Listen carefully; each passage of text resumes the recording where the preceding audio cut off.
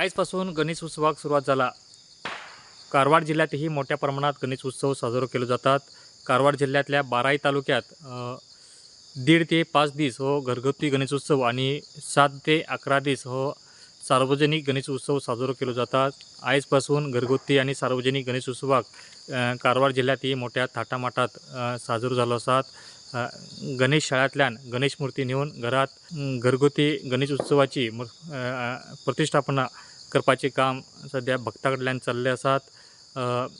गोवा, मुंबई, पुणे आणि बेंगळूर यासारख्या ठिकाणाक कामाक आशिल्ले गणेश भक्त गणेश उत्सवानिमित्त आपल्या गावात हजर झाले असतात आणि तेका लागून सध्या उत्तर कन्नड म्हटल्यार कारवार जिल्ह्याचे जे वातावरण आसा ते गणेशमय झाले आसा, भक्तिमय झाले आसा. प्रुडंटा खातीर प्रमोद फोंडे. Subscribe Prudent social media channel and press bell icon for latest notifications.